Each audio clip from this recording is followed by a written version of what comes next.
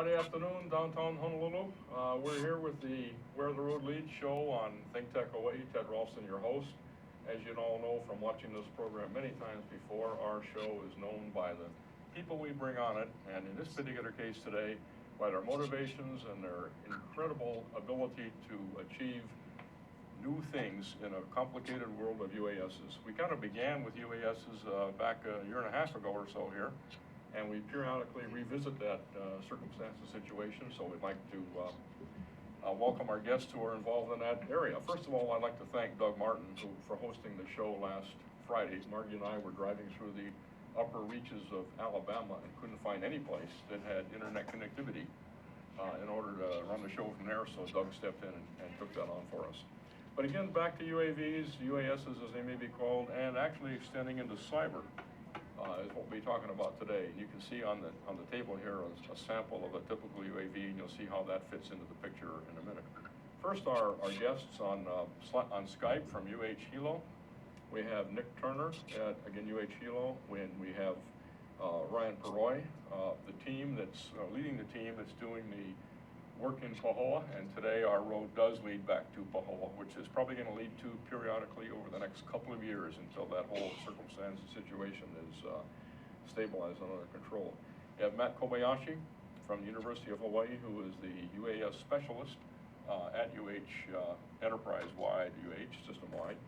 And we have David Takeyama, who's a frequent flyer on this show from right down the street here in OceanIt. And the reason David is here is because we'll discover here on this program, unscripted as you all know, that UAVs are actually an element within the larger cyber operating space. Cyber and IT are sort of linked up together, and cybersecurity and UAV reliability and successful operation are tied together in ways that we'll develop right here on this show. So to get started, let's turn to Nick Turner and to Ryan and have you give us a bit of an update on what's taking place in the use of UAVs under FAA sanction in the Pahoa area, managing, observing, and determining the future of the lava situation there. Nick, over to you. All right, thanks, Ted. Yeah, so the latest situation is the lava flow is currently headed towards Pahoa Marketplace, which is the main business area for Pahoa Town. And so several stores have closed down already. Malama Market, Ace, the gas station out there. I think Bong's Drug is closing down tomorrow. So a number of stores are closing down. There's a few restaurants that are hanging in there. They're going to try to stick it out a little longer. But as the flow gets closer, I imagine more and more are going to start evacuating. And you guys are using UAVs continuously in observing and assisting the folks in the State Civil Defense or the Island Civil Defense in dealing with these issues of closing down the facilities and such. Yeah, so our latest flights over the past week has been monitoring the active flow front and trying to create these digital surface models, in front of the flow front to try to help identify where the most likely path of steepest ascent is. And we've been doing this since late October. We've been monitoring the lava flow with our unmanned aerial vehicles. We fly a small fixed wing similar to the one on the table, a small swinglet cam. And there's been a number of discoveries made just by using the UAV data alone so far.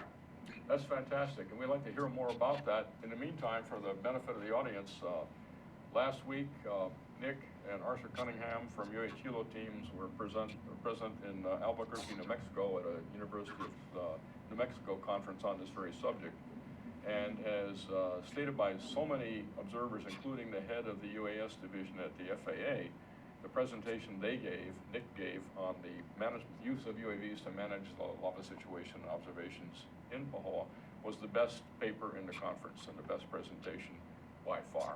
That's a great vote of confidence and a good example of how these kind of UAVs can be used in that operation. Let me hold up for the audience here something just to show you what Nick's talking about. This, if you can see it, is just a typical UAV. This has got a hole for the camera, and on top, or the other sensors on top, it's got a battery bay and the camera bay and the electronics bay here. Of course, the motor in the back and all the pieces that are necessary to make it fly, including all the flight guidance and flight management, autopilot and such. This is the sort of thing that we're talking about here. We're not talking about a big global star or something like that. We're talking about something that's very small, fits in the back of the truck, and is usable in ways that Nick is just leading the way through in discovering. And the reason David is here is because this feeds into the information network that you also feed into with My Mercy and perhaps other systems. And somehow this information all has to come together to advise the command personnel on the current evolving situation and what to do about it. But Zuri, if we have Nick's charts up or available, not yet, okay, we're working on that, we'll hold that off a little bit. Perhaps Ryan, again, our remote guest here, Ryan Peroy, can talk a little bit about the scientific analysis from the Volcano Observatory perspective, maybe even including some of the collaborative thoughts with the University of Alaska and the Alaska Volcano Observatory. Ryan, you want to say a few words about that to us? Sure, I'll speak as best I can. So, my name is Dr. Ryan Peroy. I'm an assistant professor here at UH-Hilo in the Department of Geography and Environmental Science, and we've been working closely with USGS, HVO, and then Civil Defense to assist them in the efforts surrounding the lava flow. And the primary thing that we've been able to provide for them, in addition to the imagery, has been the digital surface models, and sort of the three-dimensional data sets that we can use to look at things like inflation rates of the lava flow surface itself, and also mapping new outbreaks. And some of the interesting things that we've been able to see and detect and observe with our UAV-derived imagery, which hasn't really been able to be seen before, are things like these kind of sinuous channels of inflation in the lava flow surface itself that then seem to be areas where you're more likely to get actual outbreaks occurring sort of on the ends of these. And so what we've seen is we may have a new means of making predictions about where new outbreaks might occur. And that's obviously, if you're civil defense, of great interest, because if the lava flow is going through areas with buildings and structures and so on, to be able to have some kind of a better idea about where the next breakout's going to occur, where it's not going to occur, would be very useful. So this is all pretty early stage stuff, and we're just sort of dealing with some of the data right now, but this is one of the exciting parameters. And the other, well, there's a number of benefits, but another one of them is the fact that the topography is changing so rapidly out there. As you have new lava material coming out and hardening and changing the geomorphic surface of the Earth, that's going to affect the flow patterns. And so by having the digital surface models that we can generate from the UAV imagery, we can get these updated, topographic data sets. And so the next time a new outbreak occurs or the flow, stalls in one area and then comes out more active in an area upslope, by having these sort of updated digital surface models, we can help again predict what the lava flow is going to do. So those are just some of the areas. And again, this is an effort that's in support of a much broader effort with civil defense and USGS. But so we're just starting down this path of using unmanned systems of this type to generate information that would otherwise put people at risk. If you wanted to actually do this without the unmanned air vehicle, you either have to hire a helicopter at $1,500 an hour, or put surveyors out there with survey stakes and transits and determine the three-dimensional shape of the Earth by conventional survey methods. And what you're doing is finding a way to do this without putting people in the actual circumstance and area, without putting those people at risk.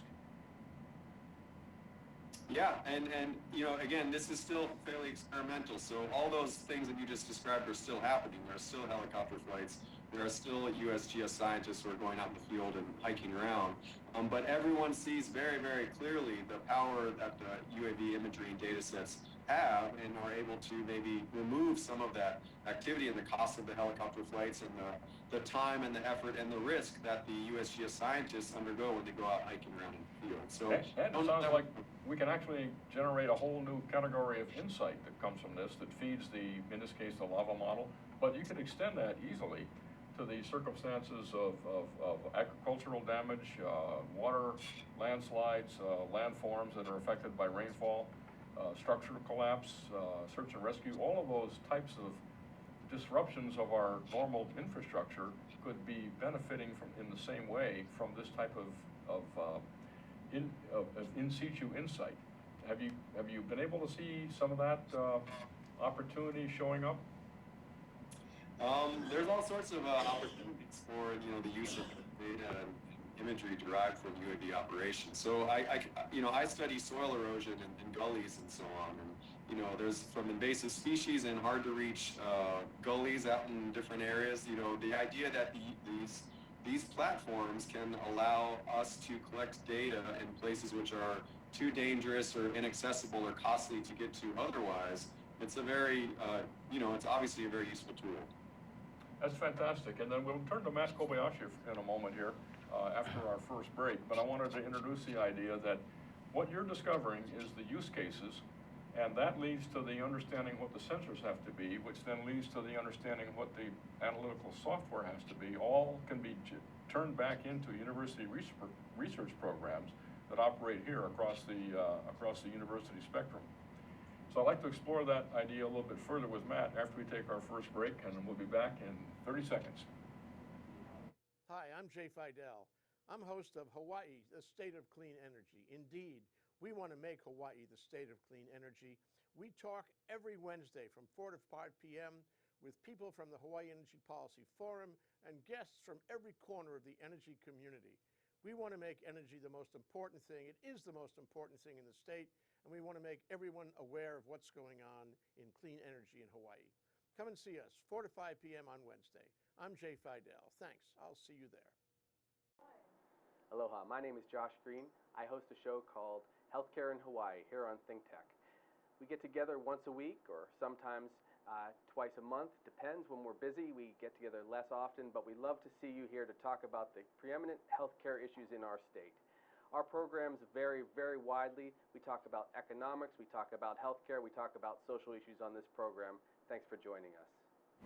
Friday afternoon, folks. Ted Ralston here in the downtown Honolulu studios of ThinkTech Hawaii with our fantastic guests, Ryan Peroy, Nick Turner on the Big Island, Matt Kobayashi, David Takeyama here in the studio in Honolulu. We just had a great review by Nick and Ryan on the use of UAVs, very similar to the one you see on the table here, in observing and then leading to calculations of the continuing threat of the lava situation in Pahoa, in a way that we're displacing the use of people in these high-risk areas. And what we were speaking of just before the break is that as this new type of insight develops, we'll see a path to the future, where the road leads to the future. And we're gonna have to work hard to define the elements of that path that would benefit other aspects once we've learned how to work this in the lava situation. Then we turn to the research departments, UH and the associated community colleges, and begin developing the understanding of how to use this new technology in new areas. And I just wanted to suggest that the people who are out there doing this work now, civil defense and such, have never had the benefit of this kind of insight. So it's unreasonable to ask them what the specific needs and requirements are. We have to think those forward in a forward path here. So Matt, talk a little bit about how the University of Hawaii at the enterprise level will play in this evolving future and the value to Hawaii, not just the students, but Hawaii in general. As the market of UAS develops, it's moving from military to civil use. And really what the university at this point is looking at is how do we make that migration?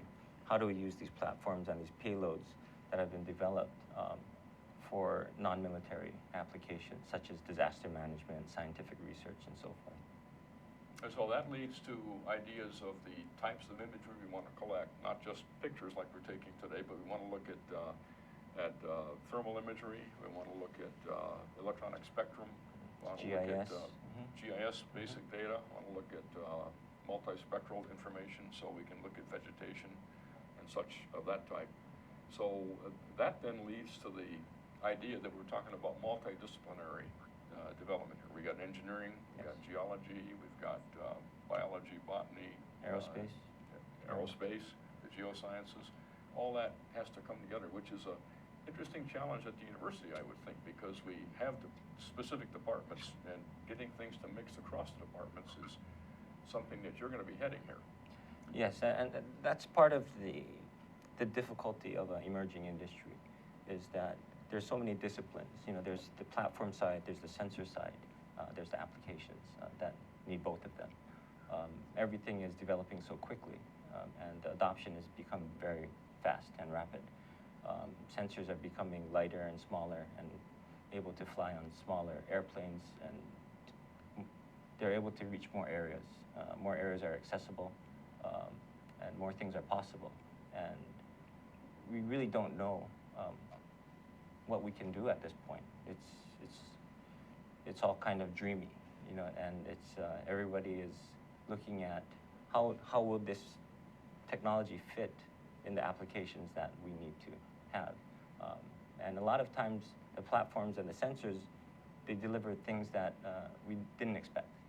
And when that happens, you find different best uses for, you know, traditional technologies that have been used in other ways. And so it's a very interesting field. So it sounds like we have a significant educational outreach and socialization role here that we have to all be part of and play, especially with the legislature and the lawmaking organizations, the public works and civil defense leaders who don't have this type of experience, and unreasonable to expect them to react in that way. That's an interesting issue, and that's again a university opportunity, it seems to me, in order to generate this outreach. Well, there's so many issues. I mean, if you want to look at the regulation, privacy issues, you know, people associate unmanned systems, especially unmanned aircraft, with wartime applications, and feel threatened by having these aircraft in our national airspace and flying above. One of our big challenges is making people comfortable and realizing that they're actually making certain jobs safer. They're making information gathering more robust, and the use of the information that we can get off of the sensors and the platforms are really going to help not only the cities and the states, but, you know, the average person in what they do and see. So we all have this taller responsibility than just playing with technology in this case. We have a social obligation in terms of the benefits that go forward. Let's turn back to Ryan and Nick a little bit and ask about how that situation is playing out at Pahoa in terms of the public acceptance, the social acceptance, and the understanding of the value of this type of technology in, say, the minds of civil defense or even the local population. What's your experience been, Nick and Ryan, in that area? Well, when we've been out in the field, there's been a lot of curiosity from local residents in the area, but for the most part, we've been working very well with landowners especially. So when the initial flow went through the first part of Pahoa town after Pahoa Road, it went into a gentleman's property who created a berm, and his property was pretty large, and we ended up doing some operations on his property, and he was very okay with it. He actually was very curious about the data, and he requested having imagery of his property and a surface model of his berm and the flow coming up right next to it. So he was very interested in getting his hands on the data itself, and we were very happy to share it with him. And I think there's a lot of those examples where I think people see the value in UAVs, especially these smaller UAVs. They understand that this is not a strictly military technology anymore. This is now becoming especially for the universities use, a very powerful tool to help the community out. And so there's been a lot of curiosity, a lot of questions, but for the most part, it's been very positive. Do you think there's some point in time, without disturbing or disrupting the civil defense officials, that we could ask for a discussion maybe on this show of just what their ideas are that they would like to suggest to our developers in order to how to better capitalize on this technology now that they've seen that door open a little bit? Do you think that's something that civil defense or perhaps the mayor would be interested in participating in? We can't speak for All right. civil defense, but we've definitely had conversations with representatives from civil defense and you know, from search and rescue, you know, all sorts of applications that they immediately see that UAVs could be quite useful for them. And one of the things we've been talking with them a lot lately is, you know, having the thermal capability. And that's something that with our existing sensors we don't have. We're looking to get into that, but you know, that's something that would be very, very valuable. So I think, you know, what we're doing right now is we're kind of laying the groundwork, right? We are, you know, building relationships, and we've so far had very successful missions that are providing useful information to people who need that information. And I think a slow and steady outgrowth from there is sort of what I'm seeing happen in these areas where there's a clearly societal benefit to what we're doing. And I, you know, personally, I've got a lot of concerns about privacy and everything else associated with unregulated use of these UAVs. I've got major, you know, concerns about some of these things, but I think, you know, careful moving forward in official channels on projects that everyone can agree it's useful for us to have better ideas about where the lava is going to go. I don't know that anyone would really disagree with that. Okay. So I think these types of things are useful. An idea just came to mind. Maybe what we could do is create this list of future applications, and at low level and high level, at any level we can think of ourselves, collect them all from what you guys have been experiencing, and not necessarily bother the civil defense people to vet it, but just take that as a starting case and feed it through Matt, into the university system, saying, here's the beginning of this new awakening that we might want to feed on and develop our research activities on later. We got lots of people who like to dig into that, I think, and apply for grants that are associated. And we're going to pick up the slides that exhibit what both what Ryan and Nick are talking about in a minute here, but we are going to lose Matt Kobayashi in a minute.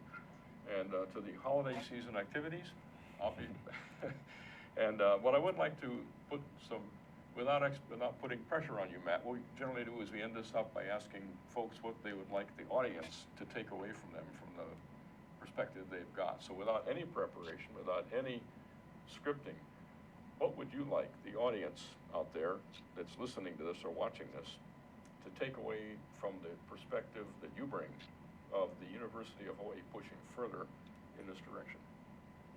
Well, I think it's just a general community support for civil applications and civil use of UAS. I think that, as Ryan mentioned, there's a huge societal benefit to this. And if used properly, there's much to gain from this. Of course, there's large hurdles on the regulatory side, lawmaking side, and proper use and monitoring. But I think the biggest thing people can do is to embrace the technology and to understand that it's there to help. And it has definitely a very humanitarian and good use for.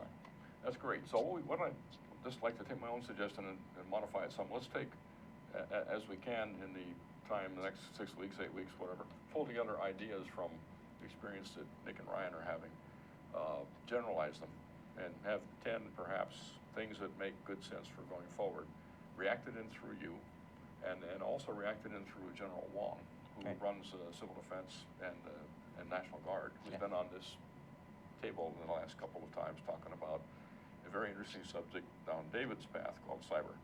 In the meantime, we'll take a bit of a break here. Matt has to take off, and then when we come back, we'll look at the slides that exhibit what Nick and Ryan are talking about, and then talk about how this rolls into the world of cyber.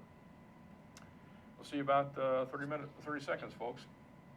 Aloha, my name is David Day, and I'm really interested in international business, foreign policy, geopolitics, and national security, and that's why I host ThinkTech Global. I bring in guests from all over the world who know about these various issues in enormous depth and detail. Come learn with me every Thursday afternoon right here at 4 o'clock. I'll see you there. Hi, I'm Jay Fidel. I'm here with Liz Shue, and we love agritech. In fact, she's from the Department of Agriculture, and we're underwater, gurgle, gurgle, gurgle, and we love things that have to do with agriculture, aquaponics, hydroponics, all that. So Liz, what is your interest in this?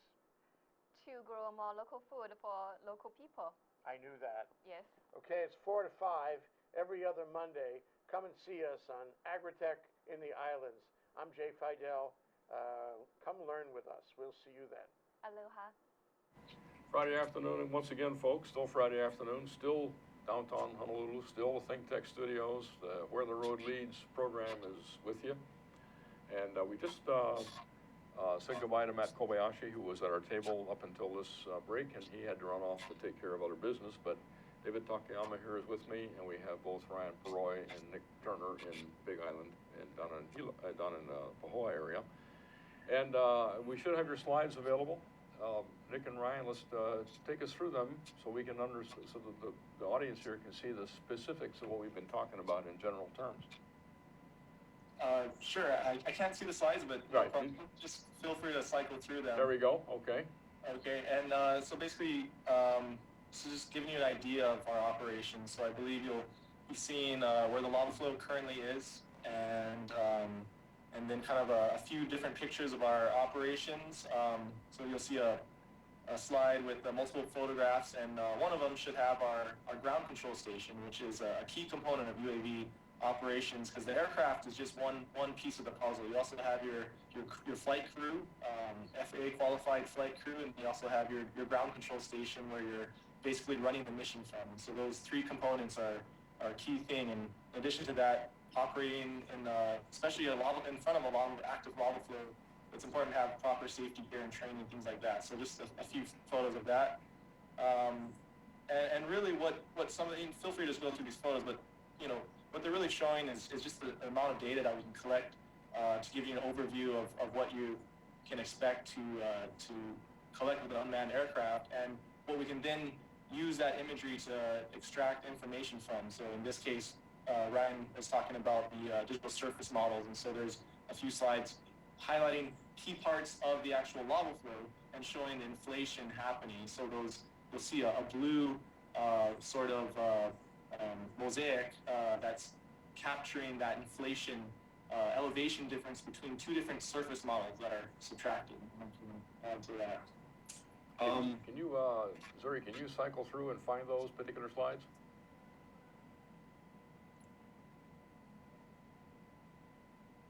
Okay. Yeah, so a lava flow is obviously a very... there we are. We're looking at the pre-lava inundation picture here of the pond and the berm. The house. Oh, the house. Oh yeah, so that pond, I don't know if you got into the second slide, which shows that the lava actually went into the pond. So that was a tilapia fish pond, and unfortunately all those poor little fish got fried up in the action with the lava. But it's obviously a very dynamic and quickly changing environment. There we are. Okay, looking at the post inundation picture here. The house has been moved around, probably being destroyed. The pond is filled in, and we're seeing a lot of devastation to that individual's property. Yep, cooked fish. And I believe that's the only structure so far that's been taken out. Yeah, and the people there evacuated a few months prior to the lava getting there, so they were long gone by then. Mm-hmm. Yeah. So I think what we can see here, and the audience can see with us, is we have this new form of discovery of rapid, you don't have to call on some external agency. You can do this, your own organization in situ. You can generate the information you need, compose it into understandable terms that are useful for a commander to either do an evacuation or take care of folks who've been, who should have evacuated perhaps, and prepare for the next phase in what might occur here. So we can protect the people, harden up the infrastructure, and move on. So I think that's a fantastic example. And I'd just like to, once again, go back to David Takeyama and the discussion we had before about My Mercy and Mercy, I think it's called, that are systems you use to collect information inside that house that we just saw, or could be used to collect information inside that house. So we have the two bookends here. We have the big picture from looking on high, done very quickly, affordably, and we have the picture that you can contribute to from inside. Say a little bit about that for the folks who might not be aware of it, how My Mercy operates, and then let's tie together that kind of information and what the guys are getting from the overhead. Yeah, I was actually just talking to the county, Hawaii County, this morning, And they went out the past week to individual homes and businesses and used the Mercy, iPhone application to document existing conditions in areas that are threatened. And the My Mercy app is an application for the public, where the public can document on their own, their residents and things like that. But you want a good baseline of the as-is existing situation. And then, if the flow comes and damages the residences, and they go back and have a, after, to compare the before and the after.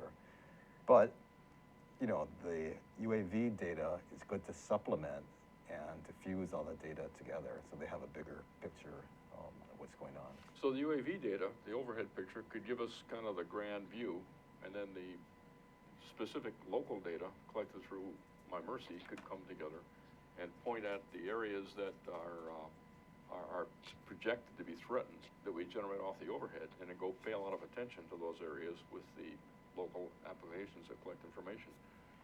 And then comes the interesting one of putting that together into a picture for civil defense or others to become involved in. And that leads to another social issue here. As we generate new sensors and generate new and perhaps rapidly changing information, someone has to deal with it. So we have more than likely opened up a door to the world of analytical software and expression that has to come together to catch up with the rate at which the data is changing, and look at forecasting and in ways we may not have done before. So that then becomes, that's the world of cyber. And then we need to think about the security of all this information, the latency of it, how long it lasts, how long it's good for, and turning this into a dynamic picture from both ends. And so without putting pressure on you, sir, how do you think about something as complicated as that, putting together these complex sets of information into a holistic picture?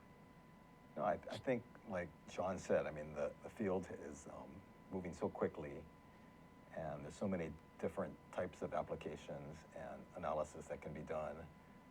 But what we're finding is that people are finding an application like they develop an algorithm for one specific use, maybe for damage after a hurricane or something. But then they find that same analysis can be used for analyzing crops or another application. So these dual use applications, I think, are coming up. And a lot of new types of analysis, I think, are happening. And, things that we're looking at is, fusing like GIS data, infrared data. So these are interesting issues. Once again, the technology is moving perhaps faster than the operational frame of mind can deal with. So perhaps we need some kind of a one day spent together somewhere with the folks who are the operators and the users and the interpreters, Team Rubicon, for example, folks that we know, along with the cutting edge of the technology organizations such as yourself, and with the folks who've got the first level of practical use here, which is Nick and Ryan. In my mind, I think of some way that could come together and produce this idea of what the vectors to the future might contain. Maybe break it into, say, 6-month chunks. 6 months is a reasonable time to get something done, especially with student groups.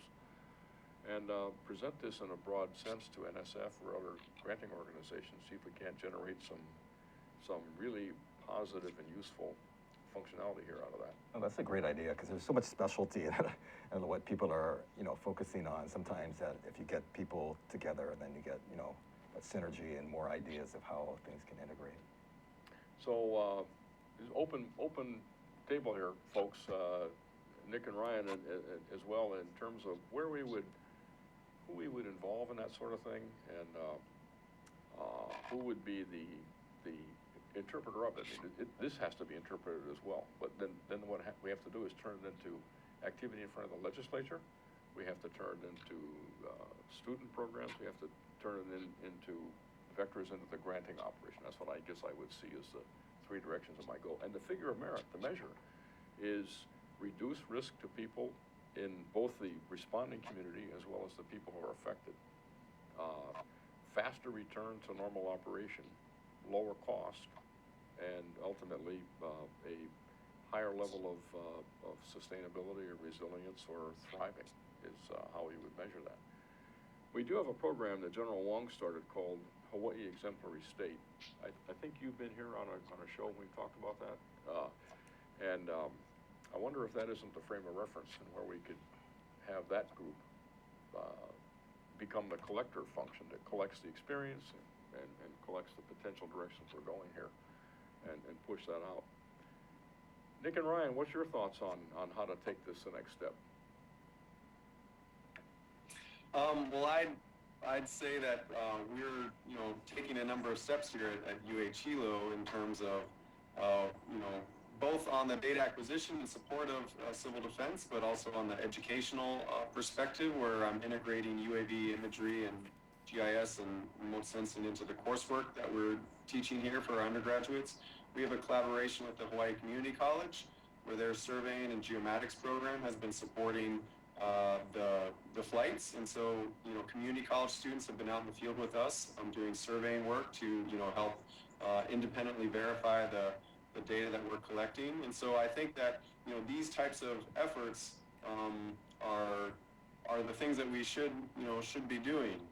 And so not only in support of civil defense and the educational side, but then also on the research side, where we're doing new things, looking for different vegetation species, looking for this inflation work that we're seeing.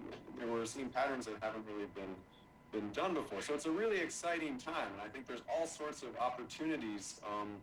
And I just think that there's the sky's the limit for what can happen here. And so how best to move forward, I think there's obviously different models, but I think that you could have a center, or you could have all sorts of independent folks doing things. But one thing that I would point out is that I really do think there needs to be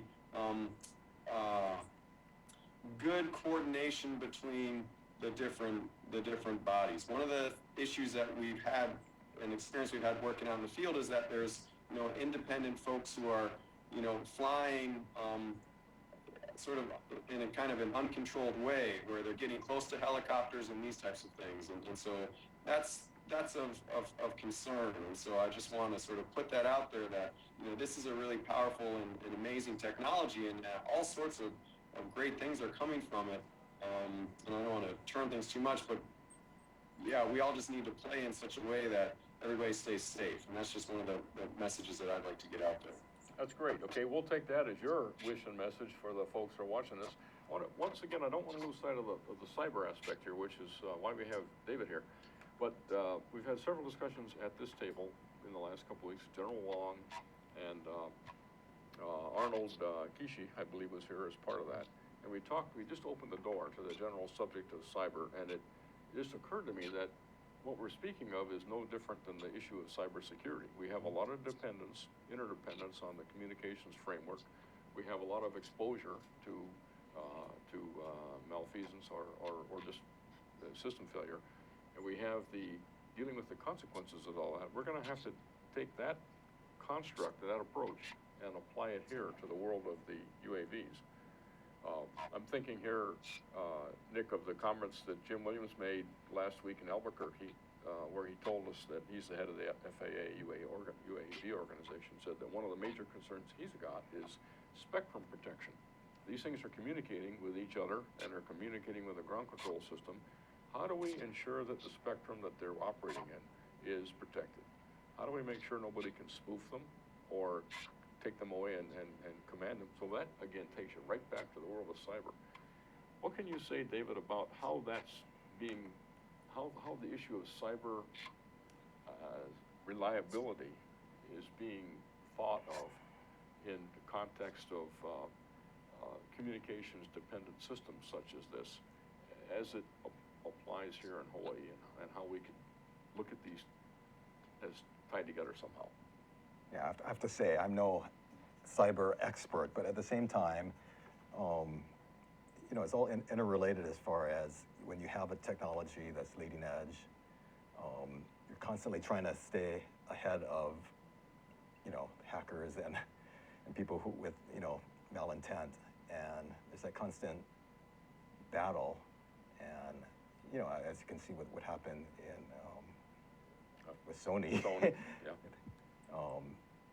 It's a constant battle. And at OceanIt ourselves, I mean, we're constantly have our own cybersecurity team, and we're looking at things and working to stay ahead. So that whenever you get a new technology, there's people that are going to be trying to break into that technology, and there's going to be also teams that are trying to stay ahead. And no difference, I think, with UAVs. Is there an ongoing activity that you're familiar with within the engineering communities here in Hawaii, or the infrastructure that is thinking about these large-scale cyber issues that we could tie in with? I would have to get back to you. I mean, Okay. I know that there are a lot of things going on, but yeah. And we can make that a subject of a follow-on activity here. Yeah. Anyway, I wanted to bring that into the picture because sooner or later we're going to find somebody misusing, and Ryan already mentioned that we've got situations where people are out there, perhaps not with ill intent, but are just messing the system up. And we'll see a lot of that. Of course, Christmas is coming. There's going to be another 10,000 of these UAVs delivered under Christmas trees all over the nation. And so we'll see yet another step change in that type of low-end incursion into operations. Well intended perhaps, but not managed in police, which goes back to the issue of standards, standardization, how we're going to police all this and bring it all together. So it's and I think again we turn to Nick and Ryan as the leaders here in Hawaii of the applications in use. They can continue to bring us observations and bring us use cases where things are successful, and we can then ask the cyber guys, such as yourself or the others you might know, to think of how we would attack these. In fact, we ought to hack them ourselves. We ought to try and hack Nick and Ryan. We ought to try and get into that system. That's what we need to do. We need a hackathon a hackathon to Please don't do. to bring those guys down Yeah. and take us in that right direction. All righty, we'll put Jay Fidel on that hacker team. He's pretty good at that, and this is one of his favorite subjects. So, Jay, we need to, we have a job for you. Anyway, I wanted to thank our excellent guests today here for taking time out of their always busy schedules, especially here at the holiday season, especially here at drive traffic home time, which is a difficult situation. But Ryan Peroy and Nick Turner on the Big Island, Matt Kobayashi, who's already left the show here, and David Takeyama here from OceanIt right down the street in Honolulu. Thank you very much for the time you spent and the insight, and we'll expect all of you to have this continued involvement from a social obligation perspective to help push this new technology forward at the university level, at the community level, at the agency level, and let's make this something really important for Hawaii. Once again, stumping the point here, but these things are small and they're not dependent on a big aircraft factory next door. So there's no reason this kind of work, especially the software and the analysis, couldn't be done here in Hawaii. And we have as much variation in the threats that we're dealing with as any state has. So on we go. Thanks very much, and everybody have a nice weekend and a nice holiday, and we'll see you at the next episode of Where the Road Leads.